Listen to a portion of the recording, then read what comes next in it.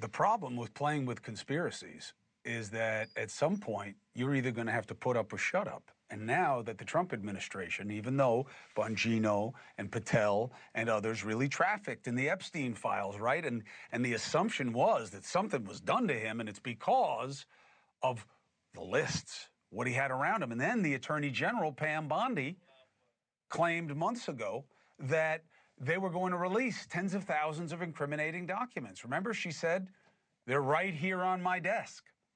And then it never came. And then this past Sunday, right, and that's an intentional day, right? We don't want you really to pay attention. Trump's DOJ and FBI released a memo saying no client list, no evidence that could predicate an investigation against uncharged third parties.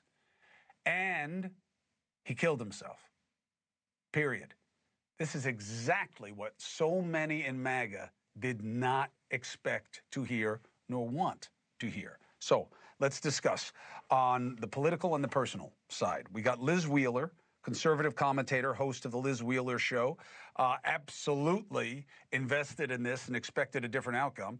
And joining by phone, that's the only way he does it. I've spoken to him before because he's afraid that people are going to come after him because he's Epstein's brother. Mark, who does not buy the DOJ's findings that his brother committed suicide. Liz, it's good to see you. Mark, thank you for being on the phone. Liz, Bondi says they're on my desk. Now she doesn't really seem to have a good answer. Did she mean the client list was on her desk, or was that just something figurative? How do you explain this? Well, Pam Bondi, Attorney General, said today herself that that's not what she meant when she said the words, the client list is on my desk. But you heard the words as well as I did. She said the client list is on my desk, and that wasn't true.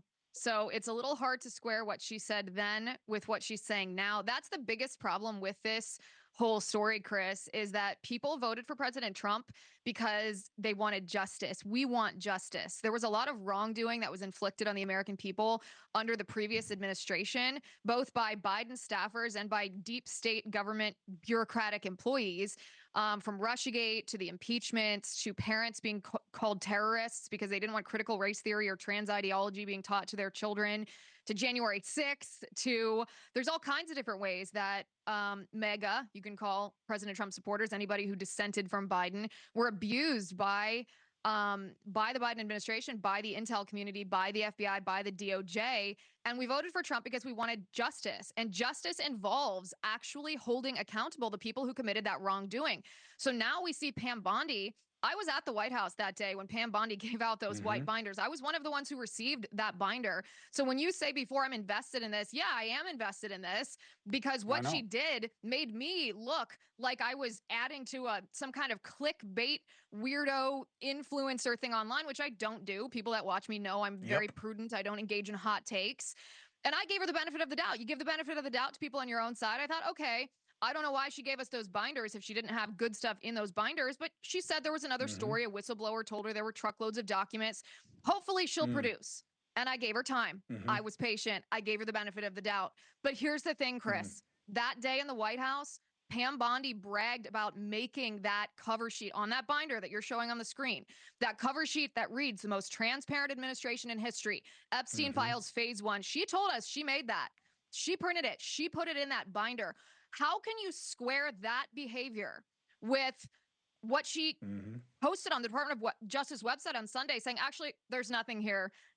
All the things, all the incongruencies in the narrative that you've pointed out, that you've observed with your own eyes, it's not true. And we're not providing any evidence to you to show you that what you might have believed is not actually substantiated by evidence. You're just supposed to take my word for it after she had told us something different multiple times. This is why I've come out and said President Trump shouldn't tolerate this kind of behavior. Pam Bondi has become a liability to him because people care about this story. They care not so much because they care about the Epstein list itself, but because they care about justice. That's what they voted for. They voted for justice. They voted for transparency, and they're not getting either of those things with this kind of unforced error from Pam Bondi. Oh, I don't think it's an unforced error. I think it's absolutely intentional. and they believe that you guys will just shut up and go along with whatever they say, and we'll see how it plays out. Thank you for watching. Subscribe below and download our NewsNation app right now on your phone, and you will get fact-based, unbiased news for all Americans.